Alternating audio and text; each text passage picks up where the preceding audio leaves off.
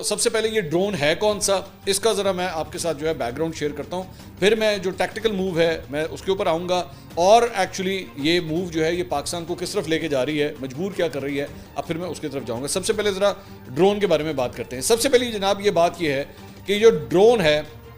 इसका नाम है हेरोप ड्रोन, HAROP, ठीक है। ये बेसिकली इजरायली ड्रोन है। ये आप TRT ग्लोबल जो है यानी कि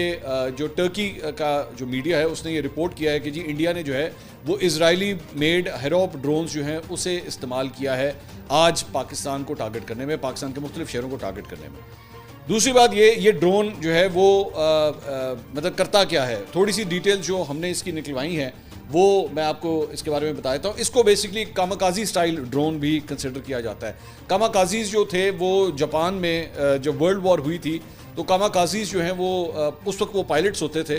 जहाज़ों में वो सफ़र करते थे और जब उनकी फायर पावर चूँकि कम थी तो वो क्या करते थे कि जो अमेरिकन जो जहाज़ होते थे, बहरी जहाज़, उनके अंदर जाके वो जो है लगते थे जाके पायलट समेत। तो पायलट जो है वो बेसिकली खुदकुशी कर रहा होता था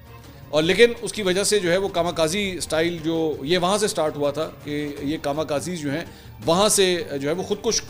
हमला एक किस्म का करते थे। उस वक्त वो जहाज़ों में बैठते थे और जहाज़ जाके जो है वो दुश्मन के बहरी जहाज़ को जाके या किसी भी इंस्टॉलेशन में जाके वो लगते थे और फिर उसकी वजह से उनका नुकसान होता था। तो ये जो हेरोप जो ड्रोन है इसको भी यही कंसिडर किया जाता है कि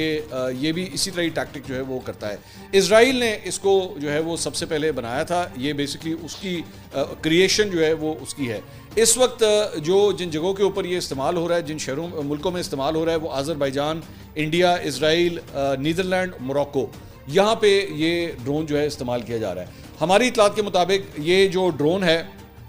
इसके अंदर ज़ाहिर बात इसके बेसिकली एक ऑपरेटर होता है और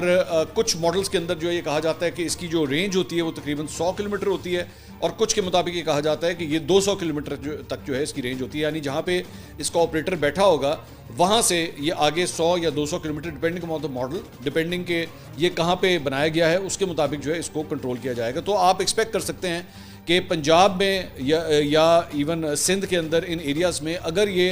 ऑपरेट किया जा रहा है तो इसका जो ऑपरेटर है ना वो बिल्कुल आपके बॉर्डर की दूसरी साइड के ऊपर ही कहीं पे खड़ा किया गया होगा और वहाँ से जो है ये ऑपरेट कर रहा होगा। दूसरी बात ये कि